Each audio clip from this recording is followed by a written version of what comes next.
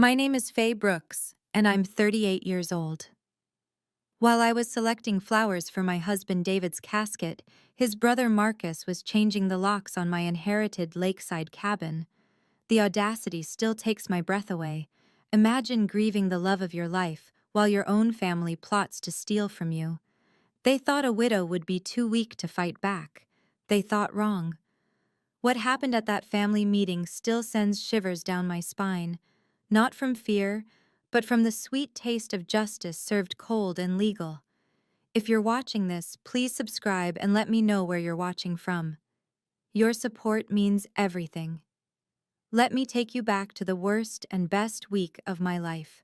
David passed away on a Tuesday morning. Heart attack at 41. No warning. No goodbye. Just gone. The next 3 days blurred together in a haze of funeral arrangements, flowers, and an endless stream of casseroles from well-meaning neighbors. His mother Helen kept saying, "Be strong, dear," while barely acknowledging my existence at the service. The cabin had been David's sanctuary, inherited from his grandmother Rose 2 years before we married. Nestled on Lake Meredith, 40 minutes from town, it was our weekend escape. David had put it in my name last year. Just in case, he'd said. Thank God for his foresight. Marcus showed up at the funeral in a new suit, which was odd since he'd been crying poverty for months. He hugged me too long, whispered, "We'll take care of everything." Something in his tone made my skin crawl. The morning after the burial, my phone buzzed. Janet, our neighbor at the lake, texted, "Someone's at your cabin. Truck's been here since dawn. Everything okay?" My hands shook as I called her back. "What kind of truck?" "U-Haul. They're moving furniture in." The 40-minute drive felt like hours. My Honda Civic crunched up the gravel drive to find Marcus's pickup parked beside a moving truck. The front door stood open, my front door. But when I tried my key, it wouldn't fit. The locks had been changed. Marcus emerged, sweating despite the cool morning. "Faye, didn't expect you so soon." "What are you doing?" "Helping out. You've got enough on your plate." He dangled new keys. "Got you better locks. The old ones were ancient." "You changed my locks? Without asking?" "Family helps family." His smile didn't reach his eyes. "Helen thought you'd appreciate one less worry." I stood there, numb. David's body wasn't even cold, and his brother was claiming our sanctuary. But I didn't scream, didn't cry. Something David once told me echoed in my mind. Marcus takes what he wants unless someone stops him legally. "I need those keys, Marcus." "Of course. I made copies for everyone. Safety reasons." He handed me a single key. "Mom has one, I kept one, and Cousin Rita too, for emergencies." The violation felt complete. While I'd been choosing between oak and mahogany caskets, Marcus had been scheming. While I'd written David's eulogy, he'd been changing my locks. I left without another word. But I wasn't retreating. I was planning. The Brooks family never truly accepted me. 8 years of marriage, and I remained David's wife, never just Faye. At family dinners, Helen would introduce me as David's wife, the teacher, like my profession was a quaint hobby. "A teacher's salary doesn't prepare you for managing real estate," Helen mentioned at David's wake, loud enough for others to hear. "That cabin needs someone with experience." The whispers started immediately. Marcus, the successful contractor. Me, the elementary school teacher who drove a 10-year-old Civic. The narrative wrote itself in their minds. 2 days after the lock incident, Helen called a family meeting. "To discuss David's affairs," she said. But I knew better. The Brooks family didn't discuss. They decreed. Marcus had already started his campaign. At the funeral lunch, he'd mentioned to cousins how overwhelmed I looked. "Faye's too fragile right now," he'd said, patting my shoulder while I stood right there. "She needs protecting." The extended family nodded along. Poor Faye, sweet, weak Faye. Out of her depth, Faye. What they didn't know was that I'd been recording these conversations on my phone. David had taught me that. "Document everything with my family," he'd warned. "They rewrite history." Helen cornered me at the grocery store. Dear, about the cabin. Perhaps Marcus could manage it temporarily? You have so much to process. I'm managing fine, Helen. Her lips pursed. Are you? Because Marcus says you haven't even been there to check on things. The trap was elegant. Stay away, and I'm negligent. Show up, and I'm trespassing in what Marcus now considered his domain.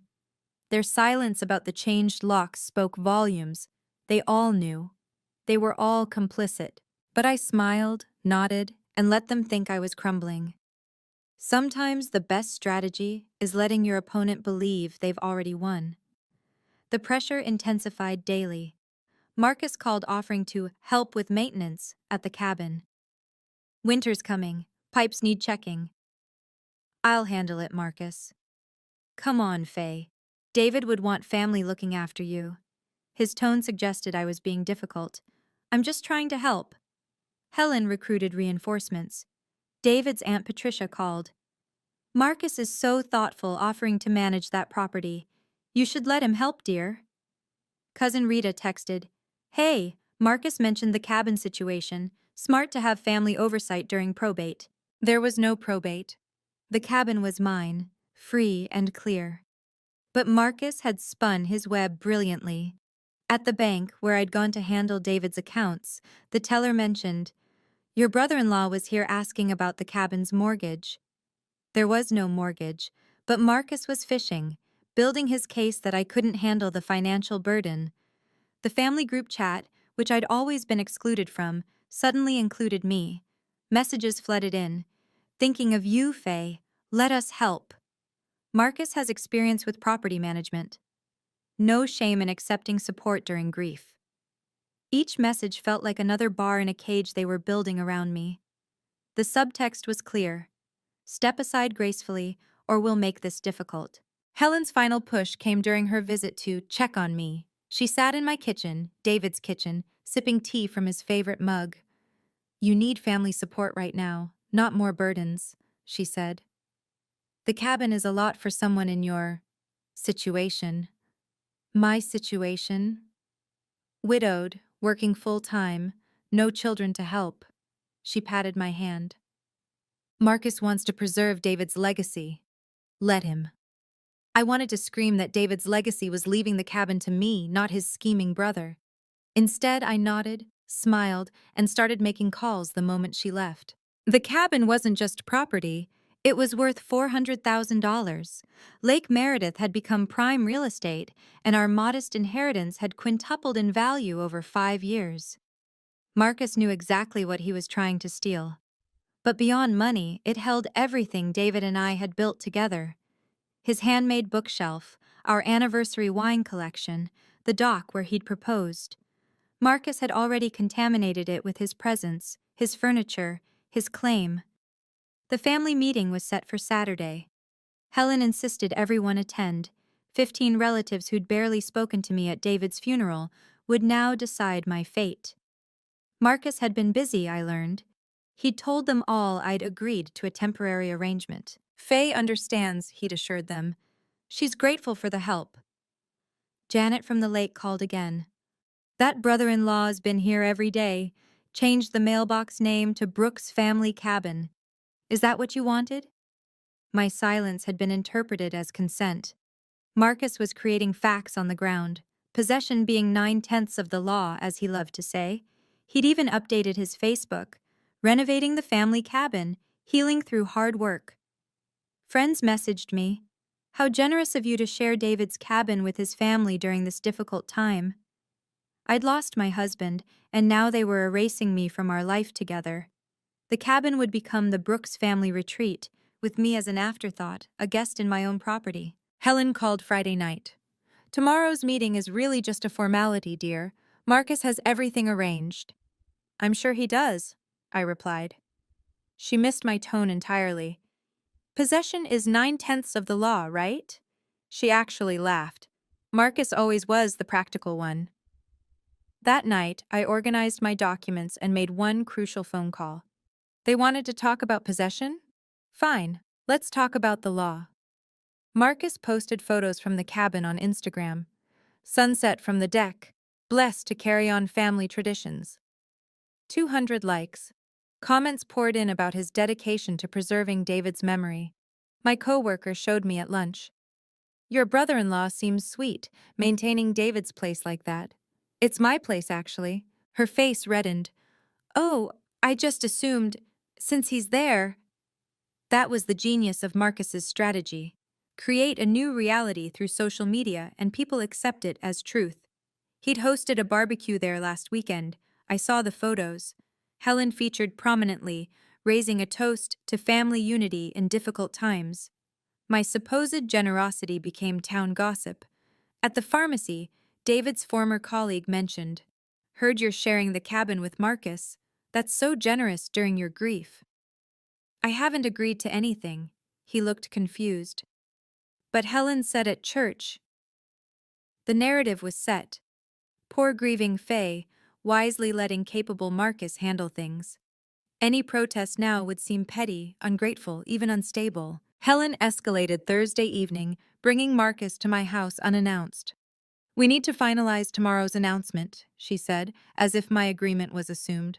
Marcus spread renovation plans across my dining table. "Already got estimates for the new deck. My treat, of course." "You're renovating my cabin?" "Our family cabin," Helen corrected. David would want it maintained properly. The audacity stole my breath. They sat in my home, planning changes to my property, expecting gratitude for their theft. "Sometimes silence is strategy, not surrender," I said quietly. Marcus laughed. "What's that supposed to mean?" "You'll find out tomorrow." Helen and Marcus exchanged glances. For the first time, uncertainty flickered across their faces. But Marcus recovered quickly, gathering his plans. "Don't worry, Faye, we've got everything handled." As they left, I touched David's photo on the mantel. "Almost time, love." If you've ever dealt with family members who crossed boundaries during your vulnerable moments, hit that like button. Your support helps me share these important stories about standing up for yourself. And please, share your thoughts in the comments. Have you experienced something similar? I'm reading every single one, and your stories give me strength. The family meeting is about to begin, and what happens next still gives me goosebumps. Let's continue with what happened when 15 Brooks family members gathered to seal my fate. Saturday arrived gray and drizzling, fitting weather for an ambush. Helen's living room filled with Brooks' relatives, 15 judges for a trial where I was both defendant and only witness for the defense. Marcus had staged everything perfectly. He stood by the fireplace, confidence radiating, keys jangling in his pocket. The new keys to my cabin. Helen sat in David's father's old chair, the family matriarch presiding over her court. I arrived last, intentionally. Conversations stopped. Eyes tracked my movement to an isolated chair near the door. In my hands, a leather portfolio, David's, actually, the one he used for important meetings. "Now that everyone's here," Helen began, "Marcus has wonderful news about managing David's cabin situation." David's cabin, not mine. The erasure continued. Marcus stepped forward like he was accepting an award. "Family takes care of family," he announced. "I've already moved some things to the cabin to begin renovations." Aunt Patricia nodded approvingly. "So responsible." "The locks were ancient," Marcus continued, producing the new keys with a flourish. "Security upgrade was priority one." He held them up like a trophy.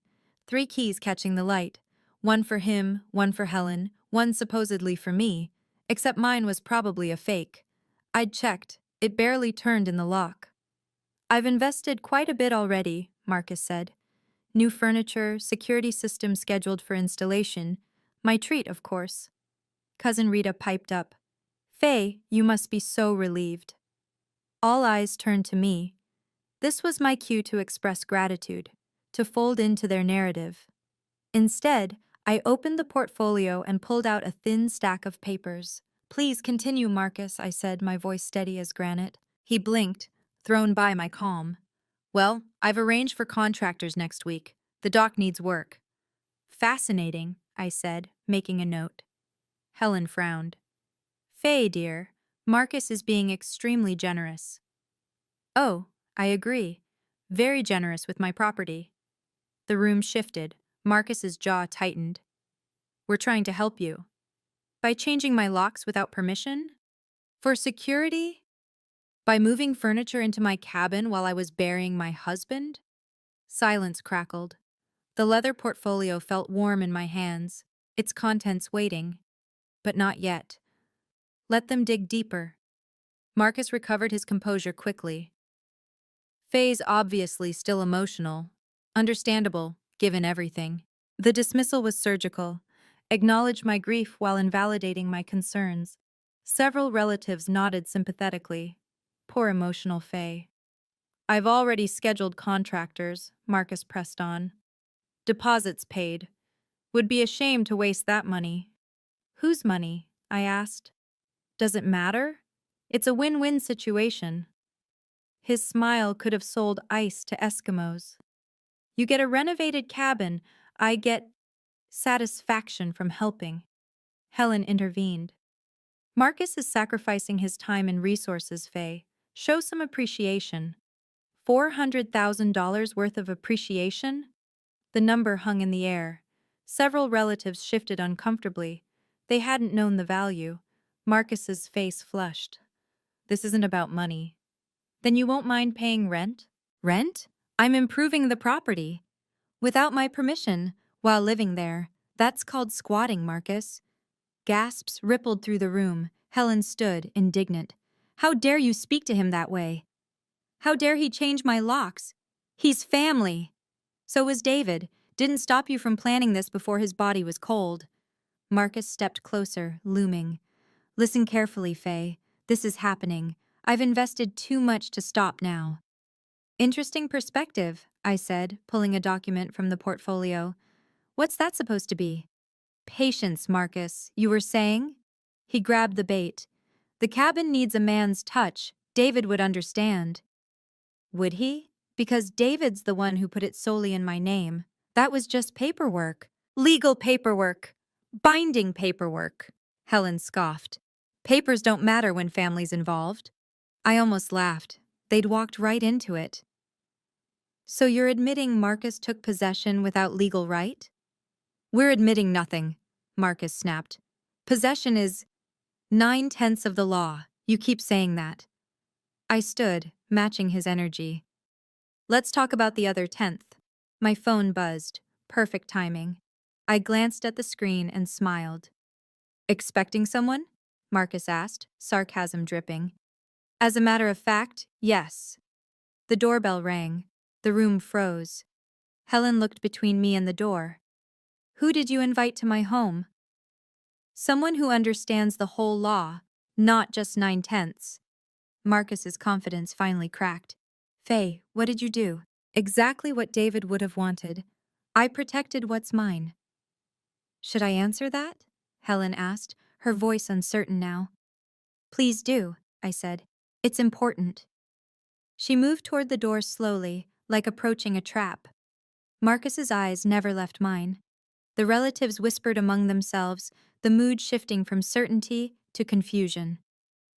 Marcus, I said conversationally, you mentioned deposits to contractors. Which company? Brennan Construction. Why? Just curious about your permitting process. His face paled slightly. Permits? For renovations on property you don't own. I'm sure you filed the proper paperwork. I don't need. Legal procedures can be educational, I said, echoing something David used to say about his brother's shortcuts. Helen returned, her face tight.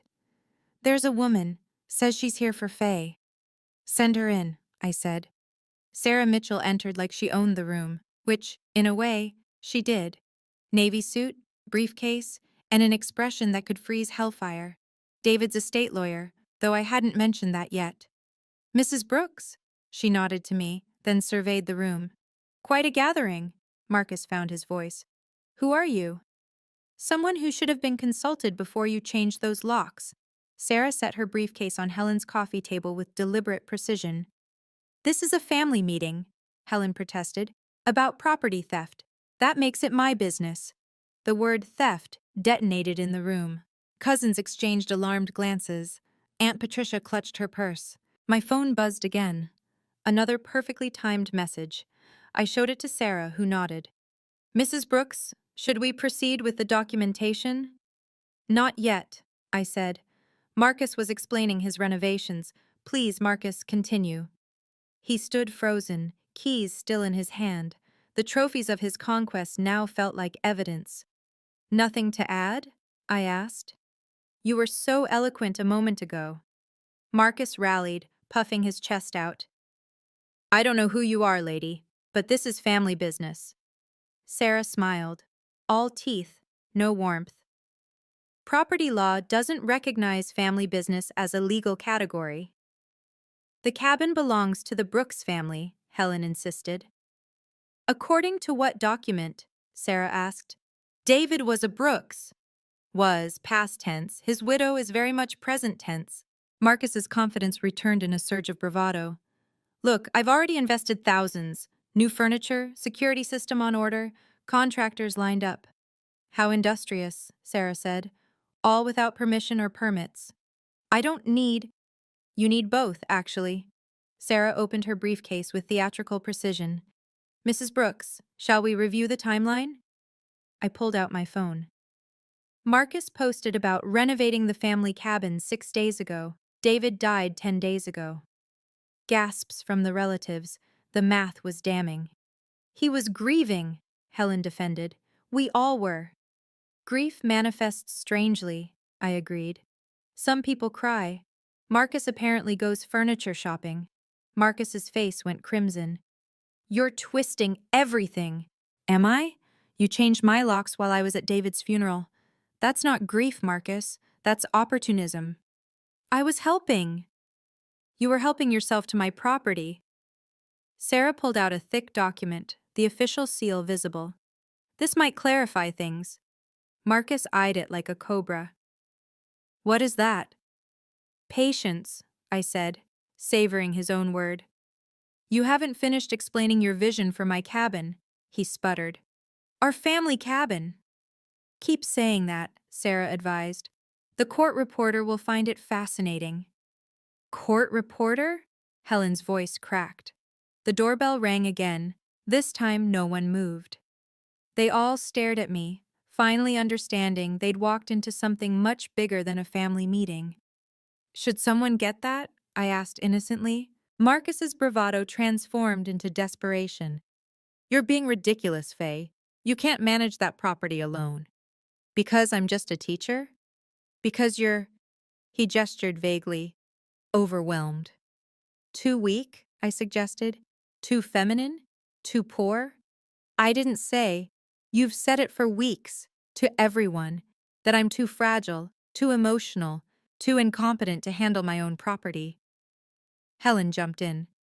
Marcus has experience. He's a contractor. Who's operating without permits, insurance, or ownership? Sarah noted. Details, Marcus exploded. I'm trying to preserve David's legacy. David's legacy? I stood, matching his volume for the first time. David's legacy was ensuring I'd be protected from exactly this. The doorbell rang again, insistent now. For God's sake, someone answer that, Aunt Patricia said. Rita scurried to the door. We heard muffled voices, then she returned, face pale. There are police officers. They're asking for Marcus. The room erupted. Cousins stood, voices overlapping. Helen grabbed Marcus's arm. What did you do? She hissed at me. I protected my property, I said. Let them in, Rita. Don't you dare, Marcus shouted. But Rita, terrified of being seen as uncooperative with police, had already opened the door. Officer Daniel Torres entered, flanked by 2 deputies. His presence filled the room with immediate authority. The relatives pressed against walls, creating space. Marcus Brooks? Torres asked. Marcus straightened, trying to project innocence. Yes? We need to discuss a breaking and entering complaint. That's insane! It's my family's cabin. Face reality, Marcus, I said, throwing his words back. It's my cabin, only mine. Torres looked at me. Mrs. Brooks? You filed the complaint? This morning, after Mr. Brooks admitted to changing my locks without permission, in front of 15 witnesses. Every face in the room turned toward Marcus. The witnesses he'd gathered to cement his claim had become witnesses to his confession. This is entrapment, Marcus sputtered. This is accountability, Sarah corrected. Mrs. Brooks, the documentation? I handed Torres the deed, the will, the certificate of title, all clearly showing sole ownership. Faye Brooks. Not the Brooks family, not Marcus, just me. Helen sank into her chair. David wouldn't want this. David predicted this, I said. Why do you think he put everything in my name? Marcus's composure shattered completely. You set me up. You set yourself up, I replied. I just documented it. He stepped toward me aggressively. Torres moved between us. Sir, step back. She's destroying our family, Marcus shouted. You destroyed our family when you tried to steal from David's widow, I said. Helen stood, shaking. Faye, please. We can work this out privately. Like you worked out changing my locks privately? Like you worked out moving furniture privately? Like you worked out telling everyone I'd agreed to something I never agreed to? That was a misunderstanding. That was a conspiracy. Sarah pulled out another document. I have sworn statements from neighbors who witnessed the U-Haul, the lock changes, and Mr. Brooks claiming ownership. Marcus lunged for the papers. Torres caught his arm. Sir, you need to calm down. This is my family's property. No, Torres said firmly. According to these documents, it's hers, and you've admitted to changing the locks without permission. So what? I'm family. Family doesn't grant you property rights, Torres said. Mr. Brooks, you have two options. Leave the property voluntarily within 24 hours, or we arrest you now for criminal trespass. The room went silent. Even the clock seemed to stop ticking. You can't be serious, Marcus whispered. Dead serious, Torres replied. What's it going to be? Helen grabbed Marcus's arm. Son, please, don't make this worse. Worse? Marcus laughed bitterly. She's stealing everything. I'm keeping what's mine, I corrected. There's a difference. This discussion is over, Marcus snarled. Yes, Torres agreed. It is. Your decision, Mr. Brooks? Voluntary compliance or arrest? Marcus looked around the room, at his mother's horrified face, at relatives backing away, at Sarah's satisfied expression, at the officers waiting. Finally, his eyes met mine. You planned this whole thing. I planned to grieve my husband in peace. You planned a theft. Guess which plan the law supports? His shoulders sagged. The fight drained out of him like air from a punctured tire. 24 hours? 24 hours, Torres confirmed. Every item you brought, gone. Locks changed back or new keys provided to Mrs. Brooks immediately. Officer, arrest this man for trespassing, I said clearly. Everyone froze. Wait, Marcus gasped. I'll comply. I'll leave. Can you believe Marcus's audacity? If this story resonates with you, please subscribe and ring the notification bell so you don't miss what happens next. Family conflicts over inheritance are more common than you think. I see your comments about similar experiences, and my heart goes out to each of you. Share this video with someone who needs to hear about setting firm boundaries. The police are still here, and what happens next shows exactly why documentation matters. Now, let's see how the law handles this situation when Marcus finally faces real consequences. Torres studied me for a moment. Then Marcus. Mrs. Brooks has every right to press charges. Please, Helen begged. He's made mistakes, but he's grieving his brother. Grief doesn't excuse theft, Sarah interjected. She pulled out more papers from her briefcase. This is the will, properly witnessed and notarized. This is the deed transfer, completed 13 months ago. This is the property tax record showing Mrs. Brooks as sole owner. She laid each document out on Helen's coffee table, like playing cards in a winning hand.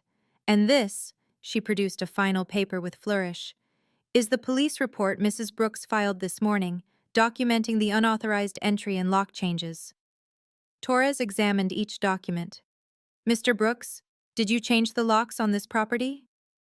Marcus's mouth opened and closed like a fish. 15 relatives leaned forward, waiting.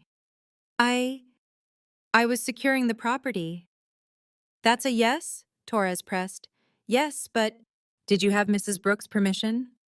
The trap was elegant. Lie to police or admit to the crime. Marcus looked desperately at his mother. Marcus? Helen whispered. Tell the truth.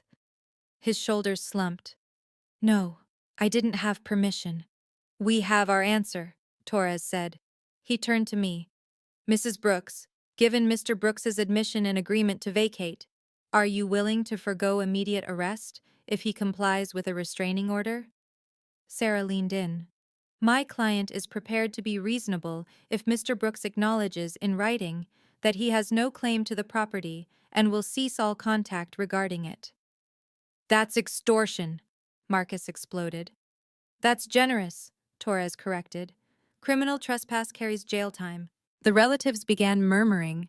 The scandal of Marcus being arrested would ripple through their social circles for years. Aunt Patricia spoke up. Marcus, take the deal. You're siding with her? He looked betrayed. I'm siding with the law, Patricia replied.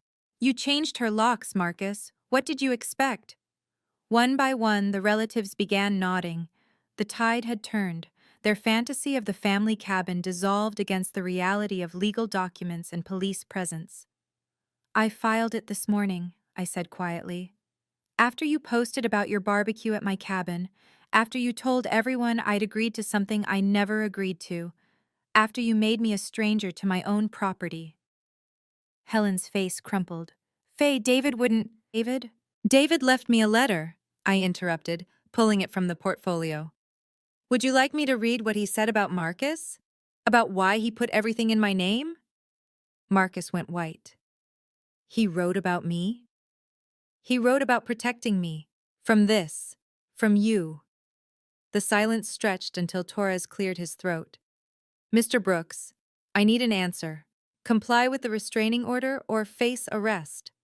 Sarah stepped forward with a prepared document. This constitutes criminal trespass, breaking and entering, and attempted theft of property valued at $400,000. The number hit the relatives like cold water. Several gasped. That wasn't a family squabble amount. That was felony territory. Furthermore, Sarah continued, changing locks without authorization is considered an illegal eviction under state law, even though Mrs. Brooks wasn't residing there full-time. But I'm family. Marcus's refrain sounded weaker each time. Family members commit 30% of property crimes, Torres noted. Being related doesn't grant immunity. Sarah produced another document. Mr. Brooks, you have 24 hours to vacate completely. Every item you brought must be removed. Original keys returned or new locks installed at your expense, with keys provided immediately to Mrs. Brooks. This is insane, Marcus muttered. This is criminal, Sarah corrected. What's insane is thinking you could steal a widow's inheritance while she was burying her husband. Helen stood shakily. There must be a misunderstanding. Marcus was trying to help. Help himself to my property, I said. Helen, he changed my locks during David's funeral. During the funeral. The relatives shifted uncomfortably. Even those who'd supported Marcus couldn't defend that timing. I need all the keys, Marcus, I said. Now. He clutched them reflexively. I paid for these locks. Then you can take them with you when you restore my original locks, Torres suggested, or leave them and consider it a donation. Marcus looked around the room for support, found none. Even Helen had sunk back into her chair, defeated. Slowly, like it physically pained him, Marcus removed the keys from his pocket. 3 keys on a new ring. He held them out, but when I reached for them, he pulled back. You're making a huge mistake. You can't manage that property alone. Watch me, I said, holding out my hand steadily. He slapped the keys into my palm with unnecessary force. Torres stepped closer. Mr. Brooks, any aggressive behavior will result in immediate arrest. I want it on record, I said clearly, that Marcus admitted to changing my locks without permission in front of 15 witnesses and 3 law enforcement officers. Sarah was already writing. Noted and documented. You've destroyed this family, Marcus spat. No, Marcus. You destroyed this family when you decided theft was acceptable. I'm just holding you accountable. My phone buzzed. I glanced at it and smiled. My locksmith is already at the cabin. He'll be changing the locks again within the hour. This time I'll be the only one with keys. You planned everything, Helen said, not quite a question. I protected myself, I replied, just like David taught me. Torres pulled out his citation book. Mr. Brooks, you're being issued a formal warning for criminal trespass. Any violation of the 24-hour vacate order will result in immediate arrest. Marcus's hands shook as he signed the citation. The sound of pen on paper echoed in the silent room. Additionally, Torres continued, Mrs. Brooks has the right to pursue civil damages for the illegal lock change and any property damage. What damages? Marcus protested. I improved the place. Unauthorized modifications are considered damage, Sarah explained. Mrs. Brooks, do you wish to pursue civil action? I let the question hang. Marcus's face cycled through fear, anger, and finally, exhaustion. That depends on Marcus, I said. Full compliance, no drama, and we can avoid court. That's blackmail. That's mercy, Torres corrected. Take it. Helen finally found her voice. Marcus, please, just do what she asks. Mom, she's David's widow, the legal owner. And you, Helen's voice cracked. You tried to steal from her during the funeral. My God, Marcus, what were you thinking? The admission from his own mother broke something in Marcus. His shoulders slumped completely. I need you to sign this, Sarah presented another document. Acknowledging you have no claim to the property and will not attempt to access it without written permission from Mrs. Brooks. And if I don't? Then we proceed with criminal charges, Torres said simply. The evidence is overwhelming. Marcus looked at the document like it was his own death warrant, but surrounded by police, witnesses, and irrefutable evidence, he had no choice. He signed. I'll also need the garage door opener, any spare keys you made, and the new mailbox key, I added. Marcus's face flushed. He'd thought I didn't know about those. Wordlessly, he pulled them from his pocket. The security code you changed? His jaw dropped. How did you? My neighbor Janet has been very helpful. The code, Marcus? He muttered the numbers. Sarah wrote them down. Is that everything? Torres asked. There's a storage key, I said. For the shed. You changed that lock too. Marcus looked like he wanted to deny it, then deflated. He unclipped a small key from his keychain. The law doesn't recognize good intentions as a defense for theft, Torres said. Remember that, Mr. Brooks. Helen stood slowly. I'm sorry, Faye, I didn't know he'd gone this far. Yes, you did, I said quietly. You just thought I was too weak to fight back. Sarah pulled out one final document. Mrs. Brooks is prepared to forego criminal prosecution if Mr. Brooks agrees to these terms. Full vacation of property within 24 hours, reimbursement of $5,000 for lock changes and security updates, and a written apology acknowledging the violation of property rights. $5,000? Marcus choked. The emergency locksmith alone is $800, I said. New security system to replace the one you compromised, replacement of damaged locks, legal fees, and compensation for emotional distress during bereavement. That's highway robbery. That's a bargain to avoid jail, Torres observed. Property theft over $100,000 is a felony. You attempted to steal property worth $400,000. The math was sobering. Several relatives pulled out phones, probably calculating Marcus's potential sentence. I'll also need a restraining order, I continued. No contact regarding the cabin, no visits without written permission, no social media posts about family property. You're erasing me from my brother's life. Your brother erased you when he left everything to me, I said. Ask yourself why. That landed like a slap. Marcus looked to his mother for support, but Helen was staring at the floor. Do we have an agreement? Sarah asked. I can't afford 5,000. You afforded new furniture for my cabin, you afforded contractors, you can afford to make this right. Or you can afford a criminal defense lawyer, Torres added. Your choice. The room held its breath. Marcus looked trapped, cornered by his own actions and the consequences he never expected. If I agree to all this, then you walk out of here free, with a chance to rebuild your reputation, I said. I choose peace, but with clear boundaries. Some choice, he muttered. The same choice you gave me when you changed my locks, I replied. Except I'm offering you an exit. You offered me theft. Sarah held out the pen. Mr. Brooks? Marcus stared at the agreement. $5,000. Restraining order. Acknowledgement of guilt. His hand shook as he reached for the pen. This is extortion, he said one more time. This is consequence, Helen said quietly. Sign it, Marcus, before Faye changes her mind. The scratch of pen on paper filled the room. Marcus signed his name with the defeated air of a man signing his own confession, which, in a way, he was. Witnessed and notarized, Sarah said, as her assistant stepped forward with a notary seal. Legally binding. The aftermath was swift and brutal. Marcus's bravado evaporated completely, leaving him looking smaller, older, defeated. The relatives who'd supported him now avoided eye contact, already distancing themselves from the scandal. 24 hours starts now, Torres reminded him. I'll be checking the property tomorrow at noon. Marcus nodded mutely. His grand plan to claim the cabin had become a countdown to humiliation. Aunt Patricia approached me. Faye, I'm sorry. We should have stopped this. You saw. You all saw. You just chose to believe I was too weak to fight back. She flinched, but didn't deny it.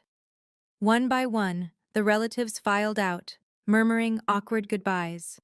The family meeting that was supposed to cement Marcus's claim had become his public undoing. Helen remained in her chair, looking every one of her 65 years. I failed David, she said quietly. David knew this would happen, I replied. That's why he protected me legally. He knew his family's priorities. We're your family, too. No, Helen. Family doesn't steal from widows. Family doesn't change locks during funerals. Family doesn't require police intervention. She had no response to that. Marcus stood by the door, car keys in hand. The money will take time. You have 1 week, Sarah said. The agreement is clear.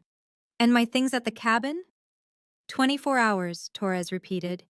Not 25, not 24 and a half. 24. Marcus left without another word.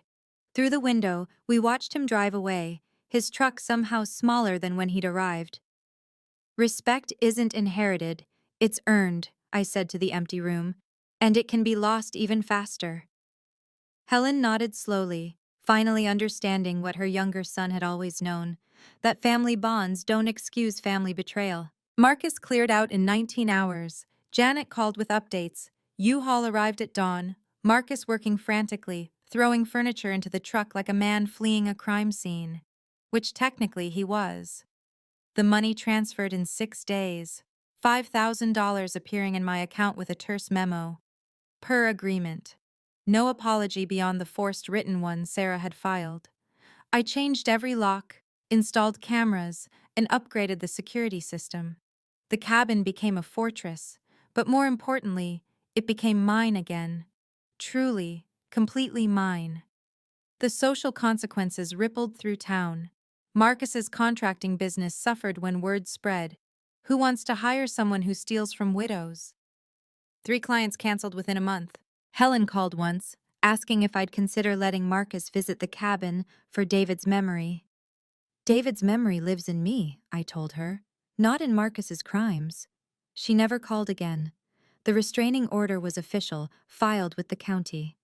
Marcus couldn't come within 500 feet of the property. The man who'd proclaimed possession as 9/10 of the law now possessed nothing but regret. A month later, I found something while cleaning the cabin. Hidden in the shed Marcus had broken into, David had left a note, dated a year before his death. If you're reading this in the shed, it means Marcus tried something. I knew he would. That's why everything is in your name, my love. Not because you're weak, but because you're strong enough to use the law instead of anger. Make him face consequences. Love, David. He'd known. He'd prepared me. Even in death, David was still protecting me. David always said, "Hope for the best, prepare for the worst," I whispered to his photo on the mantel. Thank you for preparing me, love. 6 months later, I sit on the cabin's dock, watching sunset paint Lake Meredith gold. The water is calm, peaceful, everything Marcus's invasion wasn't. This place has healed, and so have I. Setting boundaries isn't about anger or revenge. It's about self-respect. Marcus thought my silence was weakness, my grief was vulnerability to exploit. He learned that quiet people aren't weak, we're calculating. The law became my voice when family tried to silence me. Documentation became my strength when they assumed I had none. David knew this would happen and armed me accordingly. I've learned that family who truly love you don't require legal intervention. They don't change locks during funerals or claim your inheritance as their right. Real family respects boundaries without restraining orders. The Brooks family gatherings continue without me. I'm the villain in their story, the greedy widow who chose property over people. Let them. I chose justice over exploitation, boundaries over violation, David's wishes over their entitlement. Marcus still works in town, diminished. We passed once at the grocery store. He turned down another aisle. The man who once loomed over me now can't meet my eyes. Helen sent a Christmas card with no message, just her signature. An acknowledgement of what we both know. Family isn't about blood, it's about behavior.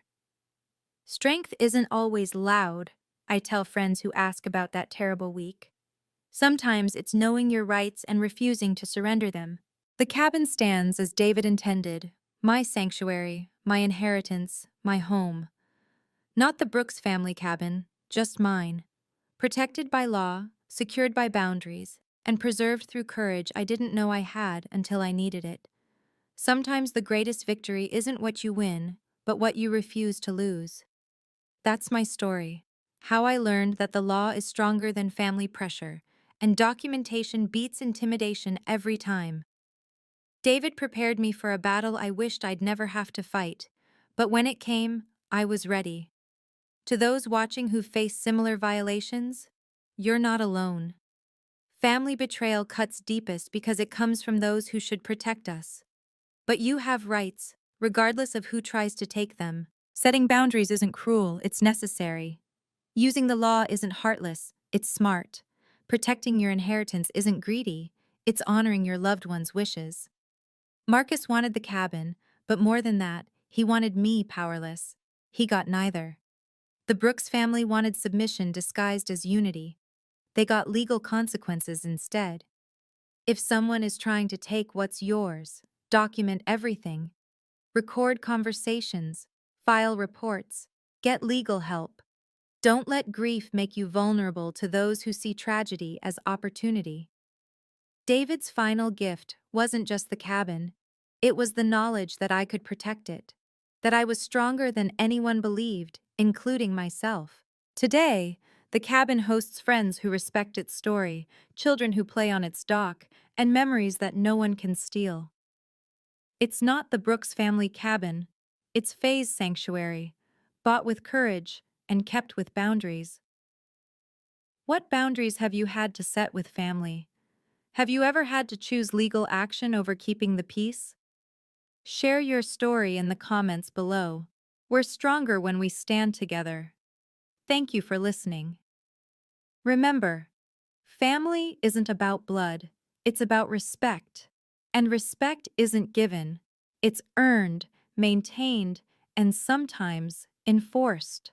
Until next time, stay strong, know your rights, and never apologize for protecting what's yours. Thank you for listening to my story. If it helped you think about your own boundaries, please give it a thumbs up and share it with someone who might need to hear this. Remember, Standing up for yourself isn't selfish, it's necessary. Subscribe for more real life stories about dignity, respect, and justice.